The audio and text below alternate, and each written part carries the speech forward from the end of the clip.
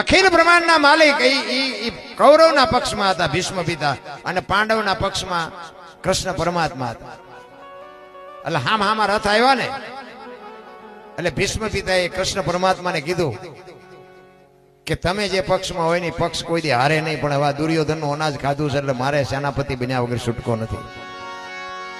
ત્યારે કૃષ્ણ પરમાત્મા કહે છે કે દાદા મારે કાંઈ હથિયાર બથિયાર ઉપાડવાના નથી, હું તો એક અર્જુનનો રથ હલાવનાર સારથી છું. આ તમારા ભયોનો મામલો છે, મારે કાંઈ આમાં લેવા દેવા કાંઈ છે નહીં. અને ભીષ્મ દાદા બાપુ મનમાં વિચાર કરે કે બીક તારી એકની જ લાગે છે, નકર આમાં કોની તાકાત છે કે મને કોઈ હરાવી શકે.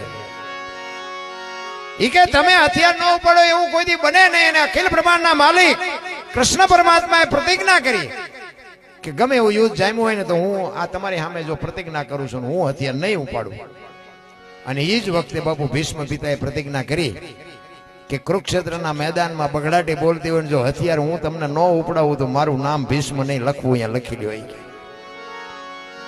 એ ભીષ્મને એ કૃષ્ણ પરમાત્માની પ્રતિજ્ઞા તોડાવી. કારણ કે કૃષ્ણ પરમાત્માએ અર્જુનને કીધું કે હવે બાણ માર દો, કે પણ આ કાકા ને દાદા ને બાપા ને આમાં કોને મારવા? ઈ કે ગાંડા આ બધા કોઈનું છે જ નહીં, તું અત્યારે એવી ગાંડા જેવી વાત કરીમાં. પણ અર્જુને હથિયાર ન ઉપાડે ને પછી કૃષ્ણને બાપુ એમ થયું કે હારું બહુ કરી, કે હવે જો હું હથિયાર ઉપાડું તો મારી પ્રતિજ્ઞાનું શું, અને ન ઉપાડું તો મારા પક્ષનું શું. અને આમ સુદર્શન ચક્ર લઈ દઈને આમ ચડાવ્યું ને, તરત જ ભીષ્મએ મૂકી દીધા. કહેતો હતો ને કે હથિયાર નહીં ઉપાડું, ઉપડાવ્યા ને કે ભાઈ.